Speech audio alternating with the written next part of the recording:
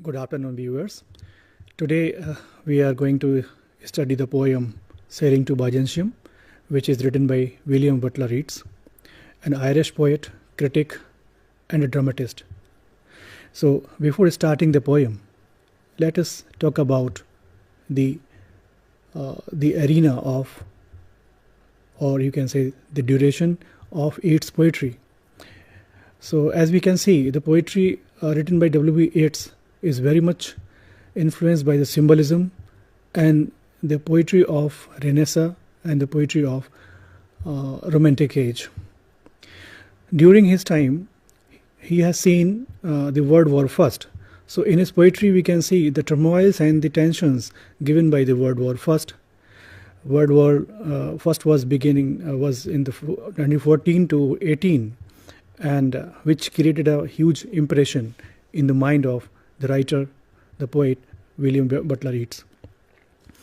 As the poem was written, The Sailing to Byzantium, it is written in 1926. So he has the clear picture how the world is fading or decaying and how the new order of world was shaping up. So he has seen the influence of the greed, violence, and the destruction of those days. So in the later part of the discussion, we will see how he is trying to find out the solution to the problems he has seen in his time. So W.B. Yeats is a prominent figure, and he has created a lot of efforts while making the youth or bringing the youth in the right order. So in that process, he has brought a cultural nationalistic approach in his writing, and he was trying to give some ideas and methods how the youth can be brought into the right direction. He has also started the Irish literary revival, in which he gave some ideas, and he has taken the help of the ancient books and Greece mythology, island mythology, through which he was trying to give the message to the youth. In his time, he has also started one society, that is National Literary Society. Through the literary works given by some other writers and as well as his own writings, he has also showed some good ways and paths for the future generations. He was awarded a Nobel Prize in 1923 for his contribution to the literature, particularly in Ireland and as a whole the world. The Sailing to Byzantium is a journey made by an old man who is fed up with the turmoils and the style of living of those days, and he wanted to sail to a new city, that is Byzantium. The pronunciation of this word Byzantium and Byzantium both are correct, so don't get confused with that. Byzantium is an American pronunciation and Byzantium is a British one. So here, regarding the city, one can ask whether we can visit the city. Does it exist anywhere? So answer is no. The Byzantium doesn't exist anywhere, but it used to be there in the Greece time. So about the city, after his this poem, which was published in The Tower, the poetry collection of W.B. Yeats. So about the poem and the particular city, the Byzantium, he has given one note in the broadcast, in the radio broadcast, 1931. In that he has clearly mentioned why he has chosen the city, why he has chosen the name the Byzantium. So he has written by his name, by his words, like, "Now I am trying to write about the state of my soul, for it is right for an old man to make his soul, and some of my thoughts upon the subject I have put into a poem called Sailing to Byzantium." Byzantium was the center of European civilization and the source of its spiritual philosophy. So I symbolize the search for the spiritual life by a journey to that city. Here, he, it is worthy to mention here that when he wrote this poem, he was around 62 years. So he was in his old age. So as we see in our Hindu mythology also, there are 4 different ashramas, like Brahmacharya ashram, then Grastha, then Vanprastha ashram. So he was automatically in his Vanprastha ashram. So his inclination towards the spiritual life was so obvious. So that's why he has chosen this journey to Bhajansyam, through which he was trying to live a new life, and he wants to attain the immortality, because he wants to deny the mortal world and the life full of greed, desires, and he doesn't find any solution in that. That's why he wants to move to the next path of the life, that is the spiritual life. In his about this city, one can ask, and as we have discussed, that the city doesn't exist nowadays, but its earlier name was Bhajansyam. Now we call it Istanbul. Istanbul, it's the capital of Turkey, and during the Ottoman Empire, the Turkey was formed, and the name of the another capital of Roman Empire, that was Constantinople, and Constantinople was named because the Constantine first, the king Constantine first, established the country that time, and he named it Constantinople, and it is very important city there in those days, and it was the center of power during the Roman Empire. So now the Istanbul we can call as the Byzantium of those days. Besides W.B. Yeats about the Bhajansyam and the importance of the spiritual life, another writers who have commented very well on the poetry of W.B. Yeats, and they have also made some remarkable points here. So there I have chosen 2 important writers who have written something about the importance of this title as well as the city, and one of them is Raymond Cowell, who very beautifully and importantly written that the poet determines to sail to a place where he will be appreciated, that is Byzantium. He hopes that he will thus be able to defeat time, because time is timeless. This very idea is keen, or you can say very much similar to our Hindu philosophy, that the time is timeless. The concept of time is quite imaginary. So here W.B. Yeats is also in the same way as Cowell mentions it. And the another critic is Dennis Donog. He also mentioned here, the old man changed into a poet, and he knows his place. It is not on earth, not in nature, but in the eternity of art. One of the themes of poem is also the journey from mortal world to immortal life. So what does the immortality means for W.B. Yeats? Is not the moksha, is not the emancipation, but the transformation from the mundane life to the existential life, the life what we live, and the life which is beyond the today's vision, that is spiritual life in his ways, and that is the meaning of here you can say the immortality in his way. He doesn't want to become a saint, or he doesn't want to just disappear from the world, but he wants to make some changes in the world. That's why he chose to be immortal as a writer, as a creative writer, as a painter, as an artist, so that his arts or his writings could make him live forever. So this was his idea of immortality. About the poem, we can see the lines. There are 4 stanzas, and each stanza is having 8 lines, and its stanza pattern is Ottavarama.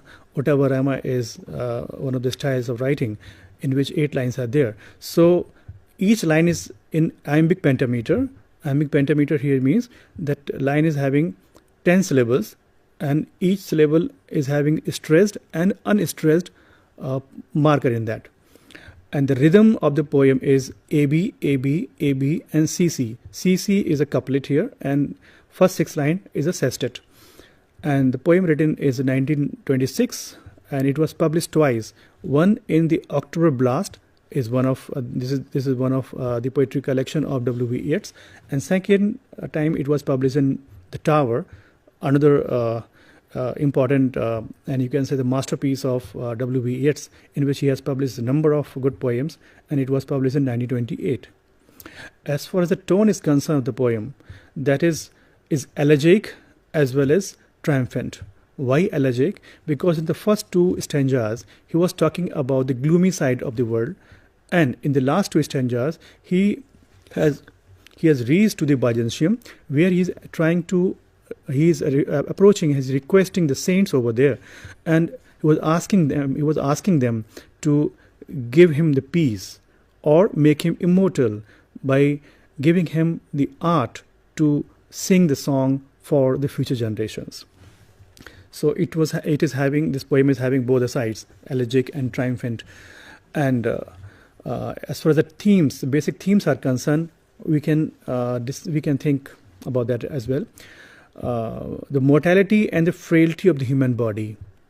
Whatever we see in the world, one day it gets fade. So he wants to give some solution to this basic problem, because he wants to be alive forever, and that was not possible through this body. So the first theme is the mortality and the frailty of the human body, and the another theme we can say is making a timeless and ideal world which is beyond the real world, but he wants to make an utopian world through which he wants to purge the human souls and the body and the human mind as well. Another theme can be taken as a man versus nature and eternity. One side is a man, another side is a nature and eternity. So we have to decide which side we would like to take, and we want to live our life. So the another theme can be taken as an inclination to remake the world, as we have discussed in the beginning of this lecture today, that he wants to give a solution to the problem rather just fading away himself from the real life. Or he is not an escapist, but he wants to give a solution. Unlike romantic poets, though he was very much influenced by the romantic poets, especially William Blake, and he was also impressed by Tennyson. So some critics say that he is a Tennysonian poet. So because he has seen the world in his point of view, and he was not escapist like a romantic, and he was not peculiar realistic like the modern poets, but he was somewhere in the between. So William Blake and Tennyson gave a very good impression on his mind. This poem, Sailing to Byzantium, also reminds the poem of Tennyson, in which the poem like Ulysses, in which the protagonist, or you can say the sailor, wants to sail from one place to another, but his opinion or his intention was different. And in this poem, the intention of the old man, was different. So, but the idea is similar. That's why we can say the Ulysses is having very much close connection with this poem, Sailing to Byzantium. Now let us begin. The poem Sailing to Byzantium, and it is first stanza. It's the first stanza. One important thing here, that he has written 4 stanzas, and each stanza he has given the Roman number. The 1, 2, 3, 4 are in Romans, and the stanzas are in 8 lines. The first stanza, which is starting with the word "that is no country for old men," is very crucial line here, and that gives a complete sense or meaning of this poem. So here he is using the word "that," not "this."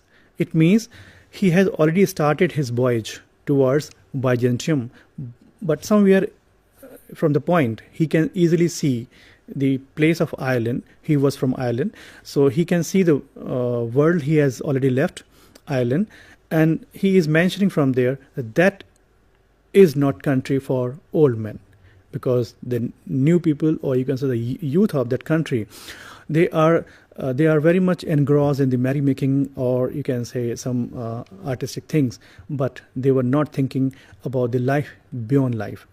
So he was not happy. He was disappointed from the style of living of youth in Ireland. So he is expressing this idea that this is not the country for old men. The young in one another's arms, birds in the trees, those dying generations at their song. The salmon falls, the mackerel crowded seas, fish, flesh, or fowl, commend all summer along. Whatever is begotten, born, and dies, caught in that sensual music, all neglect, monuments of unaging intellect. Here you can see the young in one another's arms, birds in the trees. Everybody is so much involved into some trivial things and ephemeral things which do not have any good impression for the future. But people are very much happy in their lives, happy in a way that they were engrossed in the sensual pleasure only. So these all people he is considering as a dying generations. Dying generations because they are fading, they are to decay one day, but they are forgotten. They are not thinking about that. He has used very good symbols here. That salmon falls, the mackerel crowded seas. Salmon is the name of a fish. Mackerel is another fish. All everywhere, whatever we see, like fish, flesh, or fowl. Fish, flesh, or fowl is an idiom. Like whatever we can see on this planet is covered through this idiom. Fish, in Hindi we can say the jalchar fish, or flesh, thalchar, and fowl is a bird, particularly chicken. So here jalchar or thalchar or navchar, whatever we can see existing on this planet, all are involved into that trivial way of living. Whatever is begotten, born, and dies, whatever we can see all around us, they all are involved into these simple things. And they are caught in that sensual music, and they are neglecting monuments of unaging intellect. They are neglecting the important knowledge, you can say. They are involved into the Maya, an ephemeral thing, but they are not thinking about the awakening knowledge, that is Paravidya in Hindu mythology. There are two Vidyas, Para and Aparavidya. Aparavidya here means for whatever we are learning through our schools, through the teachers, through the people, that is Apara. And Para, that goes beyond the existing world and reaches to the spiritual life, spiritual world. So in the first stanza, he has set a tone here that he is disappointed from the people living in the island and the world around. Second stanza starts with the idea that idea about the old age, old people. An aged man is but a paltry thing. Paltry here means worthless.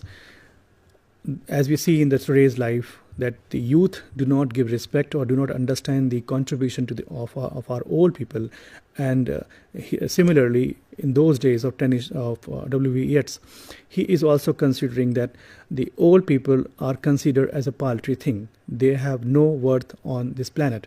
So an aged man is but a paltry thing, a tattered coat upon a stick, a tattered coat that resembles a scarecrow.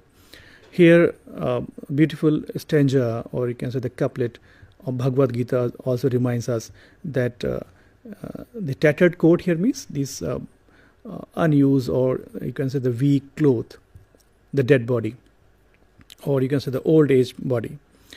Here, in Bhagavad Gita, as we see that Basansha Jirnani Yatha Behai, Navani Grahanati Naroparani, like whatever the human body is to decay one day, and that has to be considered as a cloth as it changes one after another. So the life changes means the death comes and we get the new life. Similarly here, the tattered coat upon a stick. The human body is a tattered coat. Unless soul clap its hands and sing. Unless when the soul clasp means when the person dies, or you can say when he gets the new birth, when the soul gets united with the God. So till that moment, the tattered coat remains there, means the body remains there, and one day this has to decay, this has to end. For every tatter in its mortal dress, nor is there singing a school, but studying monuments of its own magnificence. So here in this world, we do not have any manual. But in Bhagavad Gita, we consider Bhagavad Gita as a manual for the human life. But W.B. Yeats is mentioning here that we do not have any singing school. Singing school here means for some instructions given for the happy life or how to run our life. So since people have forgotten those days when he was writing a poem. But studying monuments of his own magnificence, they are learning by their own, but they are not learning from the ancestors, from the seniors, from the old people. And therefore, I have sailed the seas and come to the holy city of Byzantium. That is the reason he has clearly mentioned. That is why he has chosen to leave that country and moving towards the Byzantium. Here Byzantium, the spiritual life, where he wanted to sing the songs of eternity and spirituality. So in the second stanza, he has arrived. I have sailed. I am not sailing. I have sailed the seas and come to the holy city. So he has already arrived to the Byzantium. Now the third stanza starts, O sages, here he has reached there. So, O sages, standing in God's holy fire, as in the gold mosaic of wall, come from the holy fire, burn in a gyre. God's holy fire is, you can say, they are purified souls. Since he has reached to the Byzantium and he is seeing there, some saints are standing, some sages are standing over there, and they are in the God's holy fire. So they have been purged, they have been purified. Now they are being looked as a gold mosaic of a wall, as if they have been painted on the wall. They are so much purified, just like gold. And burn in a gyre, and he is requesting them that please come forward. Burn in a gyre is an image here, like a whirl in a spiral movement. When something is in a spiral movement and that is whirling like this, so it is kind of, you can say, the churning of ocean through which some nectar has to be brought out, as we see in our Hindu mythology. That churning of ocean was an act over there, and in which through which some nectar was brought out and it was given to the gods. And here, burn in a gyre and be in the singing masters of my soul. So he's requesting the sages over there, please sing through my soul, use my soul and be the part of it. So, and consume my heart away, sick with desire and fastened to a dying animal. He is requesting them that take away my heart, and the heart which is full of desires, because desires are the reason for our all agonies. So he was very much disappointed from his all agonies, and he was not finding any solution. So he was requesting them, please, that my soul is sick with desire and fastened to a dying animal.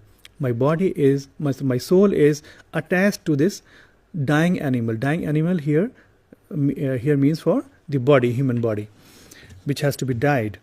And it knows not what it is, because the soul doesn't know what it is. We do not know our importance. The soul doesn't know its importance. That soul has to be in peace. But since it is full of desires, that's why he has lost his mental peace. So this is how he has talked about the artifice of eternity. And in the last stanza, he was again coming to the people, or you can say he was again giving the beautiful image of Byzantium. And he's saying, once out of nature, I shall never take my bodily form from any natural thing.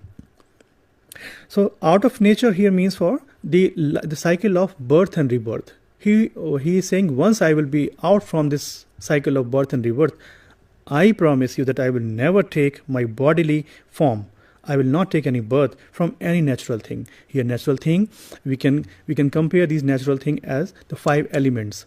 Kshitijal, Pavak, Gagan, Samir. All these 5 elements, they are the reasons, or they are the ingredients for making our human body and the mind. So he says that I will never come back on this body, in this body. So, but such a form as Grecian gold smith make of hampered gold and gold enameling to keep a drowsy emperor awake. And he is requesting them, please make me so pure. I want to become pious and pure and complete, and like a gold, that the drowsy emperor awake, that the emperor of Byzantium city should awake, and he should be stunning, looking at me and the purity of my soul, and he should welcome me. He should embrace me. That, or set upon a golden bow to sing, or please set me upon a golden bow. Here you can see the word gold is being used repetitively. Reason is that gold is considered one of the purest form of the gold, or purest form of the metal, and that's why the human soul and the you can say the eternal world is compared with the gold. As we see in the Christianity as well, that the pavements or the paths of the heaven are made of gold. So gold is very much important in you can say the heavenly things. That's why he has used the word gold. So golden bow to sing. He wants to sit on the golden bow, where he wants to continuously sing the songs for the future generations. He wants to write more and more, and he wants to purge his future generations, and he wants to become immortal. And this song he is not going to sing for the common man, but to the lords and ladies of Byzantium, because the common men of Ireland are not ready to listen the old men, because the city is not fit for the old people. And what he will sing? He will sing of past or passing or to come. Whatever has been past or the present or the future, he wants to write about them, and he wants to give a message to the humankind. This is how the poet written and gave his expression about the Byzantium and the future inclination towards spiritual life. And as we know that W.B. Yeats is very much fascinated towards the symbols, and that's why he has used the golden bow, Salmon Falls, mackerel crowded sea, and like monuments of unaging intellect, and God's holy fire, like that. So he is saying that the life what we see today has to be decayed, has to be ended, and the life beyond this life is more interesting and more important, so we should give more focus on them, so that we can live happily and peacefully. This is how we can bring a new order to the life, and the world can be a livable thing, not like you can say the dead things what we see in the today's life. And the life should be free from the greed, violence and destruction. And this is how the poetry of W. Yeats has been contributing, has been impressing the future writers, and we as readers have learnt a lot from them. Hope, dear students and the viewers, hope this class must have been very interesting and important for your writing for the exams. And as this poem has been prescribed in your MEG 1, like MA in English, so the paper's name is British Poetry, and a few questions which are asked. You can see the material available on the website, and still some points are left. You can contact me, or you can write an email to the university or to me, where I will complete the things and I will give you the right suggestions. Thank you for today's discussion.